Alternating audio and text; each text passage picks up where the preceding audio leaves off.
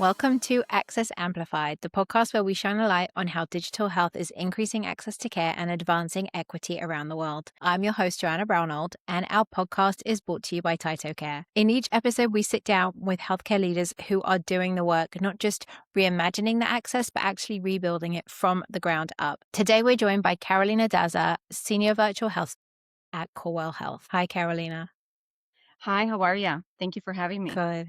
Thank you so much for being here. A little about Carolina. She has spent more than a decade at the intersection of interpreting, patient communication, and virtual care. And her passion is really making sure that digital health works for everyone, especially for patients who don't speak English or who navigate care in another language. And we're going to really dive into that today, as Carolina has been at the center of Corewell's push to embed interpreters into virtual visits. So let's start with your career, which started as a healthcare interpreter. How has that experience shaped the way that you approach digital health today? And did it kind of help pinpoint those gaps that you're still trying to close for non-English speaking patients?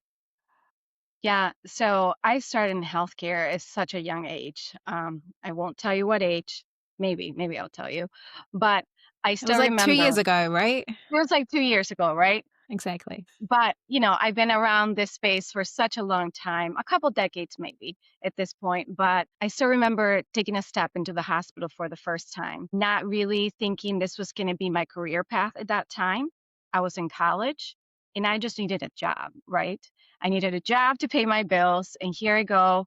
I was offered to start working as a resource healthcare interpreter, and I joined the team at that time. At first, I started to learn the profession. There was a lot of training that had to take place, and something with the years, because I was in that space for many years, it just started growing in me. And I think that's what happens to a lot of the medical interpreters. It's just you start loving this journey that you are in with the patients.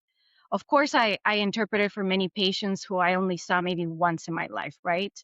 But on many occasions, more than I like to say, I was part of like people's lives, like over and over and over through their happy moments, through their journeys of critical moments, very scary and even horrible things I had to be part of with these patients and their families. And even though I came into this country, right, not knowing English, believe it or not, I didn't speak any English back in the early 90s. It took me years to really realize while I was in this space, how scary it can be to be in that environment, being in this clinical world that you don't really know what people are saying to you half the time. Even when you're an English speaker, you don't understand because you're so stressed, right? You've probably been to the hospital and you're like, what are they saying to me, right? Or maybe Yeah. you're highly medicated and you have no idea. So amplify that by being not your first language, knowing minimal language. Um, so years in this world of interpreting and being with patients, like direct patient care, I don't regret it. I think it helped me it made those foundational years help me be who I am right now. And it made me be that person that views everything through a different lens when it comes to providing equal care. And I mean Mm-hmm. equal meaning you get this and I get the same, and I shouldn't get something different because I don't speak English, correct? As the years progress, I got into the digital world, just like you mentioned earlier in my introduction, into the telemedicine space specifically. And I have become an advocate, within the walls of telemedicine in our space. I don't want people to forget that we have to create and design things that are also going to be just as equal for our non-English speakers, correct? But also, in our space, our American Sign Language a community also needs to be heard. And these are areas that I feel like everyone needs to get the same platform, the same entry for our services. So I have become a huge advocate, yes. And I am that person, the nagging person that wants to be at the table. And I am at the table now. They like language services, telemedicine. Carolina must be at the table because she will make sure we get things through. Great. I think that's how it has shaped me. Well, thank you for being the nagging person. As somebody who also moved to a non-English speaking country, right? My English is very good, but moved to a non-English speaking country, being in that situation where you cannot understand the language, whether it's because of the language barrier, but also there is a medical language, which, as lay people, we do not know. And I mean, your English is perfect, but for me, I don't know if I will ever live here long enough to know those terms. So I think that that is such a key part of how we treat and how we build a system that is able to treat patients who English is not their first language or perhaps isn't a language that they speak. Hmm. Corewell does serve a rapidly diversifying population. So obviously that's going to come with those language challenges. What does language access look like in a digital setting? Obviously, you mentioned that you're now in the kind of telemedicine space. What does it take to make virtual care genuinely usable across those different communities? Um, I feel like this should be an easy answer, but it's really not.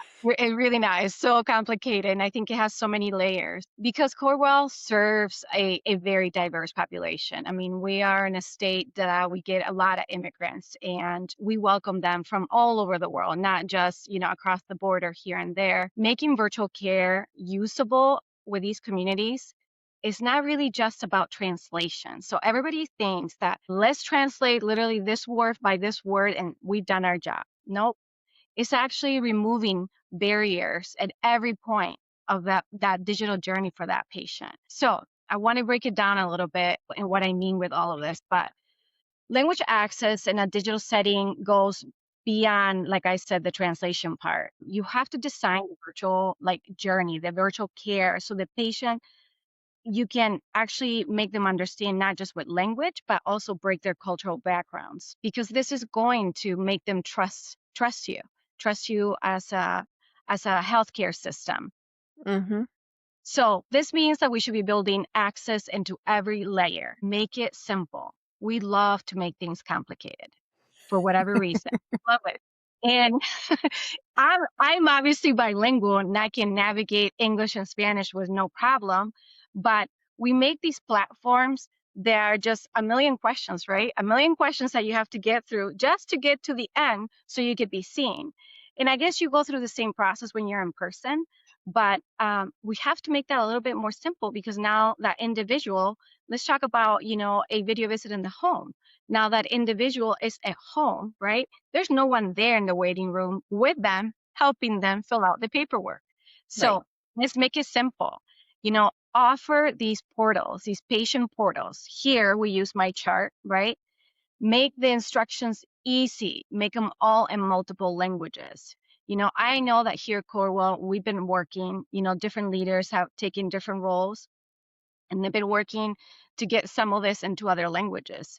But we are not 100% there. We don't offer all the languages, to be honest, in our patient portals. So we need to just make it at this point. If you're gonna create anything, create it simple terms that a patient can understand. Now, secondly, saying that we have language access in our health system is one thing, but we have to make it more seamless. I feel like every time someone says somebody needs an interpreter, it's like a fire drill, or at least it felt like that back in the day, right? It's like, hey, we got to figure this out. Stop. What's the workflow? I think we've gotten better, at least in our system. We've gotten much better with that because we are integrating these links into our different platforms because, of course, it's not just one, it's multiple, and they all like to be different. Of course. Uh, of course. But we also have to, I always, when I'm at the table in a meeting with a group, yes, we can solve for that spoken language. Maybe that's easier. And you would think for sign language, right? It would be easy because we're doing telemedicine. And telemedicine, what equals this? Video, right? It's basically video conferencing. But no, it seems to be that our vendors are not quite there yet with that, splitting the screens without moving, things like that.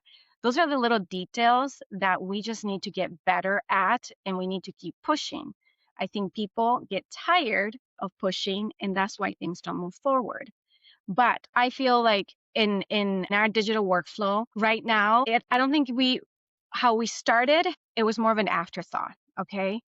We need to get to a Okay. where things are not an afterthought. It is designed from the beginning. So, I mean, but I'd imagine that's how it was for everyone. I mean, not just with language access, but with any kind of access, right? These are not things that people necessarily thought to design for 20 years ago. So we're kind of taking a system that already existed and trying to flip it into something that works for us now. yeah, yeah. And I mean, I live in the United States, you live in another country, but in every country that we're in, we are a little bit of a melting pot. Not everybody Right. speaks the language, of that country. Right. And so we need to think that way. We need to think from the beginning. We need to design like it's not just for us. And Mm-hmm. you're probably wondering, is Corewell doing all this? Are they hitting the mark and all these things? Are we doing? We are trying. We've been working for years on this, and I think we feel sometimes that we are ahead of the game, but sometimes we're not, right? And so, Right. but I think as we continue in a group of leaders pushing, and we have the same vision and the passion, because you have to be passionate about this to continue pushing, right? Then I think things will change, and then we'll get to the point where, at least I want it to be, correct? Right. Right. So you mentioned, I mean, obviously you've been kind of leading this multi-year effort, right? To get Mhm. all of these interpreter services integrated directly. And you mentioned that you're having to solve for some tough barriers. Can you kind of share some of the toughest barriers that you've had to solve language access for, specifically in a digital environment, and how you overcame them, or whether that's something that you're still working on? Yeah. So, for years I'd been asking for a specific integration to take place. This is where this multi-year project keeps going on, right? It doesn't end. Right. Um, and it seemed to me that it was not a priority for the system personally. Maybe I'm wrong, but to me, being in a health system that is so large and me wanting these things and me going to leaders and asking the same thing over and over, it just seemed like maybe it's not their priority. But I still remember being so excited, okay? I thought it was like Christmas when I was told that I had the green light. They're like, "Carolina, you've been approved." And I'm like, "What?" It's been in my to-do list here, my tasks that I want to get, not tasks, my goals, I should say, Mm-hmm. for the last 3 years. And I keep asking and being that nagging person and asking, have we had any movement in this approval? So first I had to get approved, right? So Right. once I was given the approval by leaders, I had to go to the next step. I had to get technical teams aligned. I had to get in line for that. Okay. And needless to say, this was one platform that I was pushing for, but that meant that I Mm-hmm. had to make sure all other platforms were aligned. Now, I had to get into this waiting room again for technical teams to be available. And it was another waiting. Now, I feel like our organization, our health systems, we are our worst enemies. We create these processes that we have to follow to create order, correct? Right. But here we Right. are, years of waiting and waiting. But I was determined and I was passionate, and I had the right leaders with me that were feeling the same way. So we were able to overcome that process and just we were able to move forward. Now, once we got our technical teams and aligned in the works, you start finding out that the vendors that you partner with, they have their own issues, right? So I think it's being patient and working through a vendor that's willing to work with you and push you through and having, being innovative and finding different ways on how to make things work and platforms that don't talk to each other. I think that's one of the barriers that we did overcome. Now, of course, I think the toughest part for me during this multi-year project is the fragmentation, like I mentioned earlier. Our digital platforms, they all like to have their own, right, their own workflow. In our telemedicine ecosystem within here where we are is it's large. I mean, I can Right. create a lineup of all the different vendors that we work with, and we need to make sure that they all can give us language access. Sorting out each workflow and trying to make some sort of alignment across was not easy, and it's still not easy. So at the end of the day, it's not really just a problem or a tool problem, it's a system problem, right? Mm-hmm. We're adding and adding different things that we want to connect our patients, right? Telemedicine is what? Is something that we use to connect our patients to our providers where they cannot be, especially in a very rural health state that we're in. This is what we Yeah. use to get these specialties. Yeah. I still remember that feeling when we were able to connect cardiologists from down here in the city back in the country. And now we are trying to make sure those patients actually have language access so they are not scared to go see this cardiologist virtually. Right. But now, what I have to say that the biggest twist I got out of all of these years is that the system decided to switch vendors, language access vendors. So all Okay. these years, right, building and working with this other vendor. Now the system said, well, and it is for a positive reason, that we're moving to another vendor. But that meant that all the work that we've done, we got to start all over again in the Wow. circle. So that's what I'm in right now. And the great thing that I have a great connection with the leaders within language services. It is a huge lift. My part is small compared to the lift that the system is doing because they are trying to move forward to align all the language access across our system. Mm-hmm. We are now throughout the entire state of Michigan. So up to now, it's been very broken in how we provide access to our patients. So in summary, it doesn't end. You still got to move forward and not give up. So we have overcome a lot of things, and now we're trying to overcome a new vendor, but it is going to bring us more access to our patients. Which is the end goal. And I mean, I know that you are incredibly persistent and dedicated to this. So, if anyone can do this, Carolina, it's you. If she's around, oh my gosh, it's not going to end. Look, I mean, if you bully them into giving up just because they can't take it anymore, like this is how I deal with my husband, right? Like if you just nag enough, they give it in anyway, just so that you'll go away, if that's what it takes. Exactly. So you mentioned that you're across the whole of Michigan now, and you're really serving quite a lot of different communities. So what languages and communities are you focused on at the moment? And you also mentioned before, like you said, we can't support all the languages. No, you can't support all the languages. Oh, you said we don't support all the languages, and I was like, well, you can't support all the languages. So what are you focused on now? Yeah, so I was looking because it varies slightly, quarter to quarter, what we see the highest here. So I'm talking to, the manager of language services. Her and I, we are very good friends because of all this work, right? Right. So right now, the top 6 languages that we see within our community that we serve, of course, is Spanish is the top one always here. That's probably the biggest bucket, right? Kinyarwanda is number 2. So we have a huge community here. Vietnamese, Russian, Swahili, and Arabic.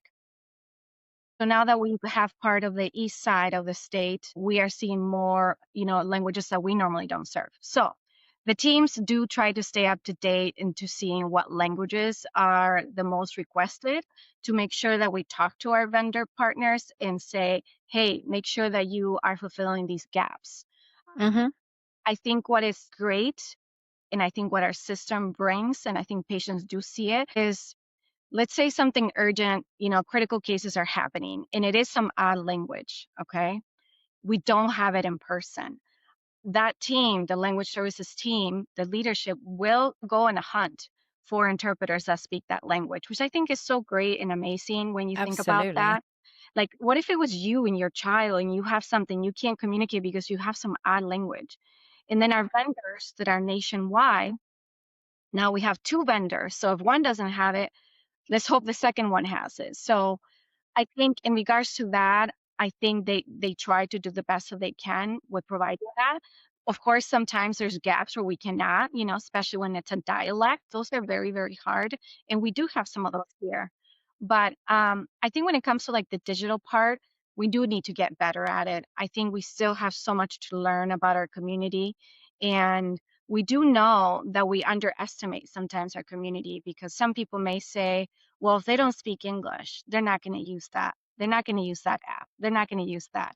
Hey, it's they're going to use it. If you give it to them, they Yeah. are going to use it, Yeah. So, yeah.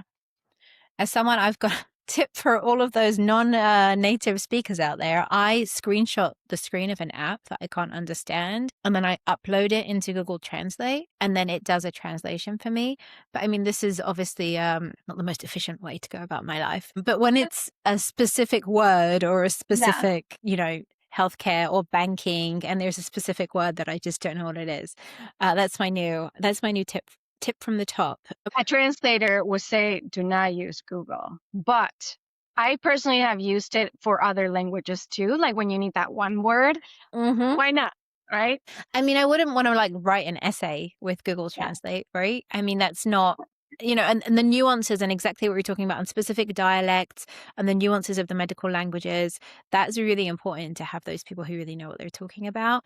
But, Yeah. when it's like a screenshot that my kid's school sent through, and turns out I was supposed to bring something in for tomorrow and I didn't know because I didn't understand, Oh, that's when it comes in useful. yeah. Sorry, kids. 100%. So, something else that I want to talk about is around cultural understanding, because you kind of mentioned before, it's not just about translating word for word those English sentences into the other languages. Mhm. So, supporting multilingual communities also requires that depth of cultural understanding. How do you think that there's a way that digital health can kind of can be leveraged to help to build that trust and maybe connect people who are already feeling disconnected with the Mhm. health system and with their healthcare? I think trust comes down to people feeling cared for. That's like the raw answer of that. People want to feel cared for, not just being processed through a system. And I think digital health can support that definitely by providing consistency, by providing that consistent, in this case, what we're talking about, interpreter access. So I think that's a way that digital health can help. If a patient does request a care in their language, okay, because they have the right here in the United States, it's a law. They can request it. It should be given to them consistently, not just when the system has capacity. It should be given every single time. And most importantly, it should be seamless. And they should receive that seamless communication from the care teams. And again, we can go back, and I think digital health, it's a great tool to leverage that. This will keep our patients from coming back. In an organization that I'm in, we attempt to do this by having multiple options for language access. Okay. We use our platforms to access different vendors. And I think I mentioned that earlier. Like I said, that leader in that space, she makes it a point to make sure that they can get access. And if they cannot, that's something that we need to work through a little bit better. But definitely our platforms, our digital platforms have helped. Our virtual platforms have helped with all of that. That's an excellent opportunity to really meet people where they are at, not just with the care, but also with their kind of community and their capabilities. Yeah. When you think about success, so, you've been doing this for like only 2 years because you're only like 21, but you've been doing this for a while now. What tells you that the work that you're doing is making a difference? Do you have metrics that you're looking at, or do you have stories or patient feedback that you're learning from in terms of getting that language access right? Yeah. Of course, I think all leaders, right? They want to see metrics. It's all about the metrics. And I get it. Numbers can tell a story. They can show if something is being used, and we can project from that. We can evaluate what is needed and so on. I believe metrics are important. But for me, I think it's a little bit more personal, is getting a message, that story, someone telling you a story of what impact this created in the care of a patient. That to me means way more, right? I think that's why I personally seek feedback from patients, but also the frontline workers, the people that are actually working with the tools that you've created, right? I can share that I still remember a clinical team member reaching out to me, okay? Maybe a few days after we implemented what we call here the interpreter button, okay? Okay. Within the platform we use to connect patients when patients are at home doing video visits. And she tells me how magical it was to bring the interpreter seamlessly into this video visit.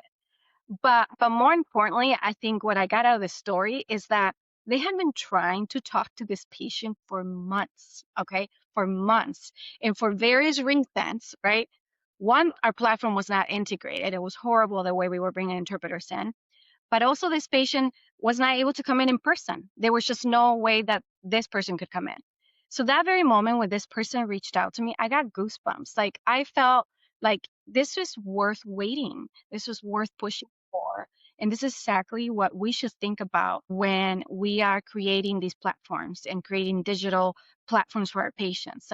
It means something to patients, it can change their entire care of their lives. And I know there was a great outcomes with a specific patient, and I just felt so blessed. It was one of those like very heartwarming moments when somebody sends you that message. Absolutely. Like, Yeah. this is why you're doing this, and it has Yeah. worked, and amazing. I Yeah. think you're right. I mean, the metrics, obviously, big picture, right? We need to be Yeah. looking at those numbers. But when you hear those heartwarming stories or these personal connections, that's really the thing that makes the penny drop of like, Yeah. this is the impact that we've had. So I want to ask you to share some advice. So for health systems that are looking to better serve multilingual, multicultural populations, where should they start? Are there practical lessons that you can share from Corewell's journey? Yeah, I think there's a few things I can share. In my opinion, again, this is my opinion, right? I think for one, you need to listen to your community. You need to engage with those patients. Like I mentioned, engage with the frontline workers and community partners, and understand their barriers. And hopefully you co-design from the beginning. Okay. Hmm. That's for someone that hasn't done anything. That would be the dream start, correct? And Right. then you need to establish a system wide language access strategy. You have to establish that. That needs to be solid and define standards for interpreter use and what does that look like for the community they're located in, because it might look a little bit different for your community and my community. Many health systems rely on team members to become such pathways, meaning the interpreter, which is completely inappropriate, but understandable at the same time, right? In certain Right. situations. I think here we have made it a very solid standard that we attempt 99.9% of the time to use our own medical certified interpreters. And I think part of that standard that you establish, you need to provide those translated documents in multiple languages, Right. not just one or two. You know what your top 5, your top 10 languages are. Work towards that. Work to having those general consents be translated, because those are the ones you're going to use all. And now you also, part of the standing, you got to enforce those standards that you have already put in place. This will ensure that the patient's experience is reliable and that they feel like it's the same experience at each point. No matter where they go within our Right. system, it feels the same, right? And of course, don't forget to use the data that we like to have, right? To identify the priorities in your community. I think for any organization, what I say is build a culture where the health system treats language access as a shared responsibility. Okay. And what I mean by shared responsibility, it should not be something that is only owned by one team. Okay. Obviously, health system, different sizes, different teams. But many Sure. people think that it should be the responsibility of your internal language services department. Now, again, if you're lucky enough, I know not many health systems have what we have. We've been blessed with our own internal team, our own staff that are medically certified to be interpreters, but you need to include other teams. And this is what the journey has been in the last 4 years. Include your clinical teams, your IT, and patient experience. I think every hospital has a patient experience department. And of course, you got to include your language services team, but don't make Mhm. it a one person responsibility, make it a shared responsibility. That's kind of what I would say to someone. I think the something that you mentioned, and I didn't think about this until you said it, but I mean, the forms, that's surely an easy, I'm saying easy, but that's an offline, right? This is like one form, it doesn't change often. Hmm. That's surely at the easier end of the spectrum, as opposed to Yeah. when we were looking at live translation, which is going to be at the more tricky end of the Yeah. spectrum. Oh yeah. Mm. You can Sorry. definitely you can control that a little bit better. I feel like translations and forms like that. But for any health system starting new, really just build language access into your design from day one. Don't, I mentioned this, in our earlier conversation, don't let it be an afterthought. Build it from day one, but build it into every project, every platform or workflow. Have someone in that group, because we love to create work groups, right? In that work group, be assigned to this specific work to make sure things are thought of. Think about it, make sure.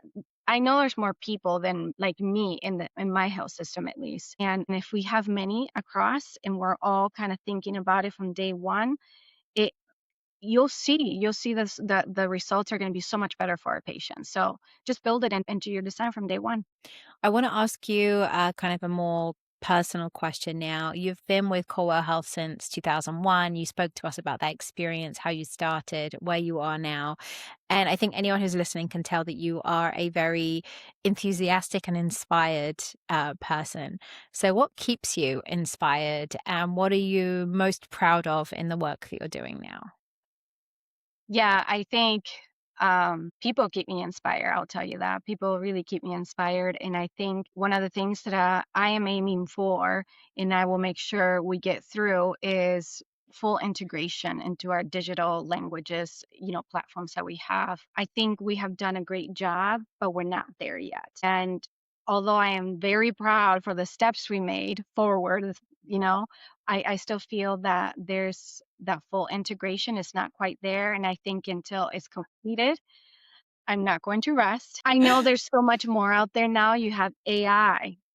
How do we make that accessible? I Right. know AI, it's not perfect, but it has a lot of great things. So let's not forget about AI. Let's not forget about all the points where patients touch, the registration, the patient portals, remote patient monitoring. Are we thinking about that? That's another space where I've been welcomed within the health system right now. And I will make sure that these things are thought about. I want to make sure that everything is seamless as we move forward, as I look ahead in that we're getting real time access at every digital touch point within our health system. So that's kind of where I am. I'm proud of a lot of what we've done, but I think there's a lot of work to do yet. So I asked you what you were proud of, and you wrote me a shopping list of things you want to do next. So I think that Yeah. we can all tell that you are unstoppable, pretty much. Thank you so much for chatting with me today, Carolina. Thank you. Thank you for having me. And thank you for talking about this topic that I don't think a lot of people bring up. Yeah. And I don't think a lot of health systems have it at the top of their priority. And you just gotta be passionate to keep moving forward. Thank you so, so much. To everyone listening, if you did enjoy today's conversation, please be sure to follow or subscribe wherever you get your podcasts. New episodes drop every 2 weeks. And please share this episode with a colleague who's passionate about digital health, access, or rethinking care delivery. Access Amplified is brought to you by Taito Care. I'm Joanna Brownald. Thank you so much for listening, and we'll see you next time.